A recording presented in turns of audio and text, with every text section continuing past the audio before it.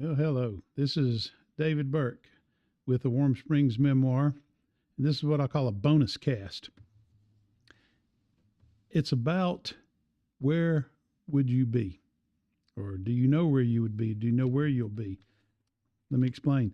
About 25 years ago, I was riding around the Roosevelt Institute with my mother.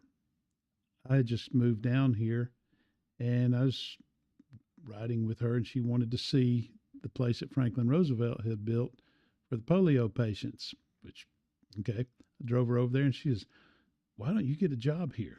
I said, "Why?" She says, "Because Roosevelt built this, and the history that occurred here is so huge, so fast." I said, "And?" I didn't know what it was. It was just a bunch of buildings, and she said, "And the little White House is right next door." I said, "And?"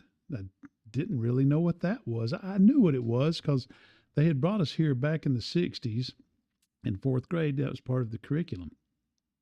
But I never thought I'd be living down this way, much less driving my mom through the Georgia Institute grounds.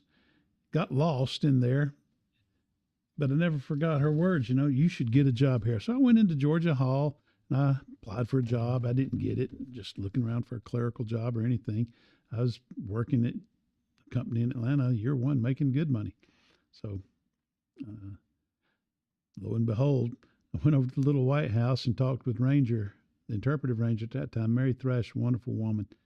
And I said, "Mary, I'm in a wheelchair. I don't know if I can get up down all these hills here." She said, "Don't worry about it. Half everybody here is handicapped. We've got one on oxygen, one can't go nowhere without a scooter." I love Mary, and she passed away recently, and I miss her. She taught me a lot about the site. She started in 1980 when the site became a state historic site. So she'd been around a while, and well, I miss her. But it's amazing. I never would have thought by getting that job at the Little White House what it would lead to. It led to me meeting people like Suzanne Pike, Marion Dunn, uh, the Japanese Nisei, the Tuskegee Airmen, and original members too. Some of these people were like the volume of people I have met and the friends I've met. Me and my brother, again, we wrote a book just because Mom said, "Why don't you get a job at the Little White House?" Well, that's why I created this cast. I wrote something up and thinking about the connections of things. And can you imagine FDR alone with his thoughts on the way down to western central Georgia out of New York?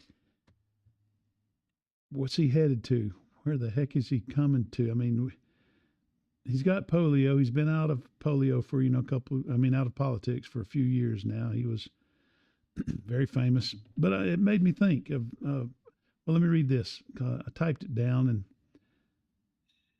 you have to ask yourself, where will you be in 10 years? Where will you be in 5 years?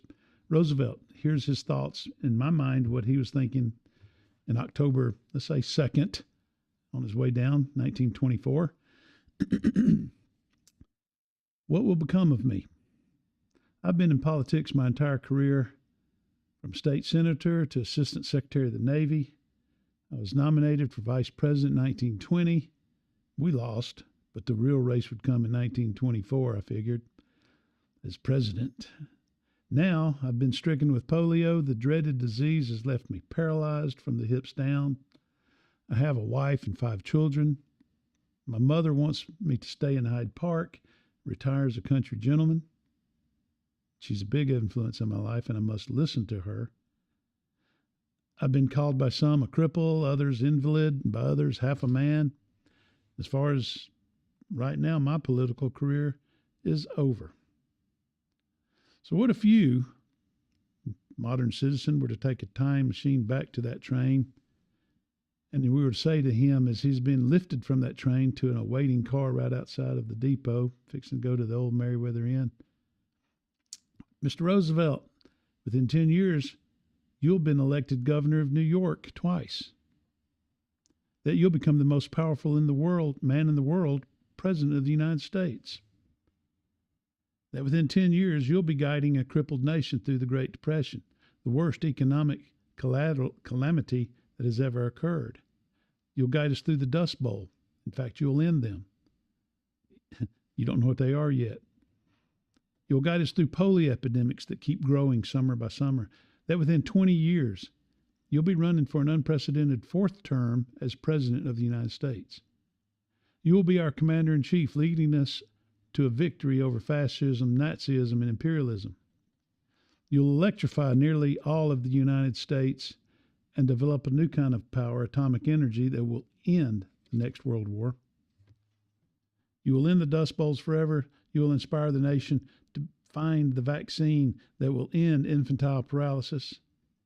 You will build our infrastructure with roads, highways, bridges, aqueducts, building college campuses, post offices, amphitheaters, libraries, aquariums, museums, national parks, state parks by the score across the country. You'll create a social security system for widows and orphans. You're going to tame rivers like the Mississippi so they don't flood.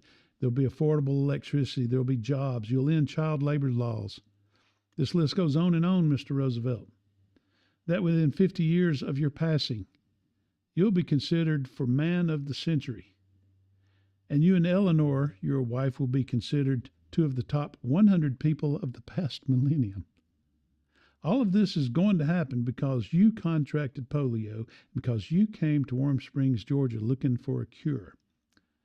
So what do you say to that, Mr. Roosevelt?